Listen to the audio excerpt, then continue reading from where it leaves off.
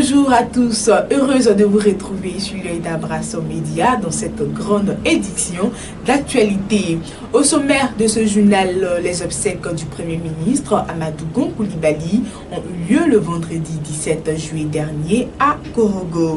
Éducation nationale, les examens du BEPC, les résultats sont attendus pour le mardi 28 juillet prochain.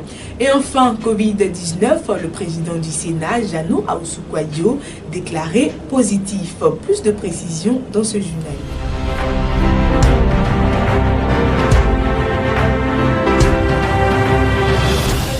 Bienvenue à tous et merci de nous suivre sur les Abrasso Média. Obsèques du Premier ministre ivoirien Amadou Gon Coulibaly, appelé affectueusement le Lion, repose désormais dans le caveau familial de Korogo. En effet, rappelé à Dieu le mercredi 8 juillet dernier à Abidjan, il a été inhumé le vendredi 17 juillet dernier à Korogo dans la stricte intimité familiale. L'ultime départ du monde des vivants du chef du gouvernement a été précédé de la prière nocturne à la grande mosquée en présence du président de la République Alassane Ouattara, de hautes personnalités nationales et sous-régionales de sa famille biologique et d'innombrables personnes venues rendre un dernier hommage à ce grand technocrate. L'émotion était vive lorsque le commandant des forces armées de Côte d'Ivoire, Fassi, transportant la dépouille, sortait de la grande mosquée pour prendre la direction du caveau familial. L'on a pu observer successivement toutes les communautés régionales et coutumières de la Côte d'Ivoire venues témoigner leur reconnaissance à un homme de devoir et présenter le traditionnel yako en espèces et en nature. Le Premier ministre a été élevé à la dignité de Grand Croix de l'ordre national après l'hommage de la nation au palais présidentiel. Parlons à présent d'un drame dans la commune d'Adjamé. Le vendredi 17 juillet dernier a été marqué par un drame dans cette commune. Un accident grave s'est produit sur le boulevard Nongui Aboua, non loin de la grande mosquée d'Adjamé. Il s'agit en effet d'un conteneur qui s'est détaché d'un semi-remorque et est tombé sur deux taxis intercommunaux. Le conteneur de 40 pieds s'est écroulé suite à une manœuvre du conducteur sur une voie quelque peu dégradée. Le premier magistrat de cette commune, Soumaoro Farikou, s'est rendu immédiatement sur les lieux afin de s'enquérir personnellement de la situation. Le bilan fait état de quelques blessés et aucune perte en vie humaine grâce à la célérité et à l'efficacité des sapeurs-pompiers de l'an dernier. Reportage signé Seydou Kone. Ce chauffeur de taxi-compteur revient visiblement de loin. Oui, les dieux de ses ancêtres étaient à ses côtés ce vendredi 17 juillet 2020 dans la matinée sur le boulevard Nangui Abrogwa au niveau de l'ex-cinéma Kranjabo d'Adjamé. Une remorque transportant un conteneur de 40 pieds, après une fausse manœuvre, s'est renversée sur deux taxis-compteurs, les rendant en épave.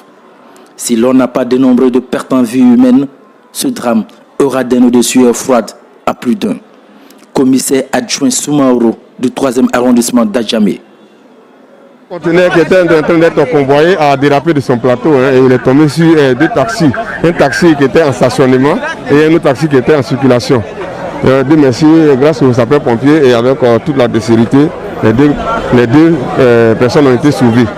Donc pour les opérations continuent pour dégager le conteneur et établir la fluidité. Informé du drame, le premier magistrat de la commune d'Adjamé, Soumaoro Farikou, s'est rapidement rendu sur les lieux comme un bon soldat pour faire le constat et donner des directives pour la sécurité de ses concitoyens. D'abord, il faut saluer les forces de sécurité qui ont tout mis en œuvre pour sauver des vies ce matin. Puisqu'il s'agit d'un conteneur de 40 pieds qui est tombé sur deux véhicules, deux taxis. Il y avait des occupants dedans. Le chauffeur de l'autre taxi était coincé. Grâce aux forces de sécurité, ils ont pu l'extraire. Donc, Dieu merci, il n'y a pas de perte en vie humaine. Les sapeurs-pompiers militaires présents sur le lieu du drame ont fait mains et pieds pour extraire le chauffeur du taxi coincé pendant plusieurs minutes. Ce jeune homme témoin oculaire du drame puisque occupant de l'un des deux taxis écrasés nous donne sa version des faits. Comme ça, le gendarme nous a arrêtés et puis il a pris les pièces du véhicule. Donc il a demandé au chauffeur de bien garer. Le chauffeur a bien garé. Dès que le chauffeur est descendu pour aller récupérer les pièces là, le camion est tenté de faire une manœuvre. C'est ainsi qu'il a marché sur un caillou qui a déséquilibré le conteneur. C'est ainsi, à moins d'une fraction de seconde, le conteneur s'est renversé sur le véhicule arrière. Grâce à finalement, il y a eu la chance de pouvoir sortir à l'instant même. C'est ainsi que la main, mon épaule est déboîtée, puis elle réussit à m'en sortir. Deux blessés, tel est le bilan de ce drame. C'est le lieu d'interpeller les transporteurs à plus de vigilance, surtout à l'approche de la fête de la Tabaski qui se déroulera dans un contexte de crise sanitaire. Seydou Kone, de retour du boulevard Nangui à Brogua pour l'œil d'Abras Média. Éducation nationale, la crise sanitaire qui a impacté l'année académique en Côte d'Ivoire n'a cependant pas empêché les examens à grand tirage du BEPC.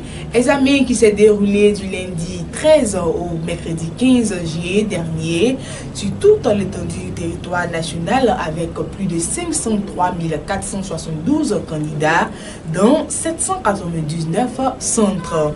La proclamation des résultats est donc prévue pour le mardi 28 juillet prochain avec un caractère très particulier. En effet, les résultats seront proclamés par salle de composition contrairement aux années antérieures. Les candidats sont donc invités à rejoindre leurs salles respectives. Les colonnes seront délivrées sur place, une situation inédite pour le pays. Cap à présent sur les informations liées au coronavirus en Côte d'Ivoire. Parti en Allemagne le 3 juillet dernier pour un bilan général de santé, le président du Sénat, Jano Aousou-Kouadio, a finalement été déclaré positif au Covid-19. L'information a été donnée par son directeur de cabinet à travers un communiqué. Le président du Sénat rassure l'ensemble des citoyens ivoiriens sur son état de santé, considéré comme globalement satisfaisant, a indiqué le communiqué. La Côte d'Ivoire enregistre à ce jour 142 nouveaux cas contaminés, portant à 13 696 le nombre total de cas, dont 87 décès. Le ministère de la Santé et de l'Hygiène publique a exhorté la population à ne pas baisser de garde car la pandémie est réelle. Les autorités sanitaires appellent également à la discipline et au respect des mesures barrières éditées par le gouvernement ivoirien. Terminons ce journal en sport avec la mort tragique du frère cadet de l'international ivoirien Serge Aurier. Tué par balle très tôt le matin à Toulouse, en France, le lundi 13 juillet dernier, Christopher Aurier est décédé à l'âge de 26 ans sous les balles assassines d'un individu qui s'est finalement rendu volontairement à la police le vendredi 17 juillet dernier. À l'international, on connaît désormais les dates et les rencontres de la reprise de la Ligue des champions européenne. Le 10 juillet dernier, à midi, a eu lieu le tirage au sort des quarts de finale de la LDC de l'UEFA. Après avoir discuté les matchs en retard et tout, dès le 8 août, les autres matchs se joueront sur un stade neutre au Portugal à Lisbonne. Les quarts de finale se joueront à élimination directe. Une très bonne nouvelle pour les amoureux et acteurs du football. Sur ce, c'est la fin de cette édition. Merci de l'avoir suivi. Restez sur l'œil d'Abras Média.